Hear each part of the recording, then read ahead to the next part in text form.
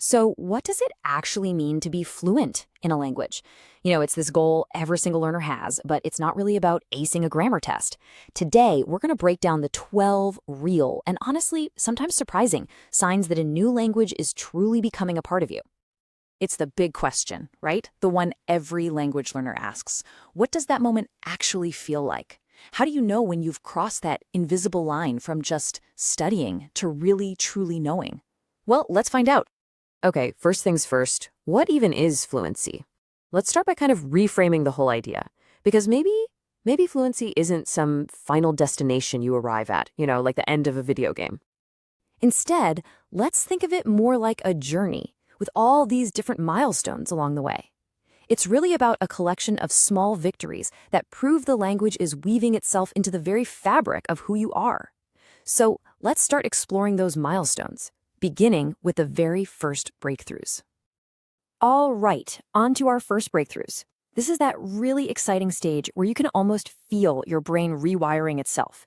And you know what? The first sign might actually surprise you. This one is just huge. You know when you say something and then immediately you think, wait, that wasn't quite right, and you just correct yourself? That's not a failure. That is a massive win. It means you've internalized the rules of the language so well that your brain is now its own little editor. You're just one step away from not even making the mistake in the first place. And then there's this absolutely magical moment. Maybe you're on the train or in a cafe, and you're overhearing a conversation, and you're just understanding it. A whole minute might go by before it hits you that you're not consciously translating anymore. You're just listening. It's an incredible feeling when the language goes from being a chore to just being a part of the background. This is when that constant mental struggle for vocabulary just starts to fade away. You're no longer saying, what's that word for all the time? The words just appear. You might even surprise yourself pulling out a word you didn't even realize you knew. It's a truly wonderful feeling. All right, next, we're going even deeper with thinking in a new language. This is where the language stops being a tool you have to actively use and starts becoming part of your subconscious thought process. This is a classic, and it is just as weird and amazing as it sounds. You wake up and you realize the entire dream you just had took place in your second language. Sometimes it's even stranger. You might dream about your own family speaking to you in that language, even if they don't in real life. It is definitive proof that the language has reached the deepest parts of your mind. Now, what's really fascinating here is the nuance. See, understanding humor is a major sign of fluency, but there are definitely levels to it. Laughing at a meme? That's great, but sitting in a comedy club, understanding a fast-talking comedian with a thick accent who's making all these culturally specific jokes, that is peak fluency. It requires a speed and a cultural insight that is just incredibly difficult to get to. And here it is, the milestone that every single learner dreams of, turning off the subtitles. And it's so much more than just entertainment. It's that moment when a whole new world of art and culture just opens up to you, completely unfiltered. So the language is in your head, but when does it actually become part of your life? In this next section, Living in a New Language, we're going to look at fluency in action, out in the real world. Okay, this one might make you laugh, but it is so true. Learning the swear words, that's the easy part. It's often the first thing people pick up. But knowing the subtle social rules about when it's okay to use them and who you can use them with, that shows a really deep intuitive grasp of the culture, not just the words. Just think about those everyday errands that used to fill you with absolute dread. Going to the doctor, or dealing with a bank teller, or even just ordering a coffee. When those tasks become so routine that you don't even think about the language you're using to do them, well, you're not just speaking the language anymore, you're living in it. This one marks a really powerful mental shift. Early on, you might be desperate for any opportunity you can get to practice.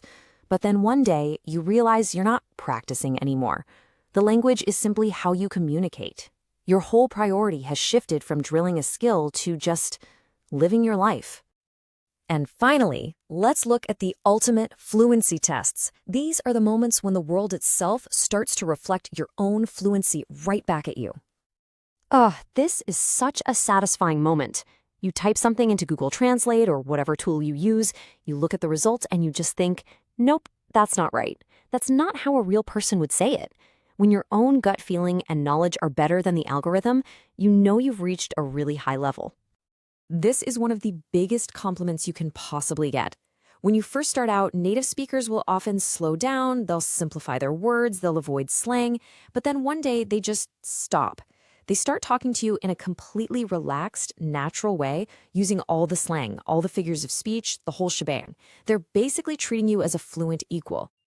Every single learner has been asked this question. It's that constant reminder that you have an accent, that you're from somewhere else. But what happens when that question changes? So what is it? What is that final, undeniable sign that you have achieved a truly incredible level of mastery? That's it. When someone genuinely can't place your accent, when they have to ask where you're from, not because you sound foreign, but because you sound so native they can't figure out which native you are. That is the ultimate testament to all your hard work. So you see, fluency isn't just one single switch that suddenly flips. It's a collection of all these different moments. That dream you had in Spanish, the joke you finally understood in Japanese, the coffee you ordered without even thinking.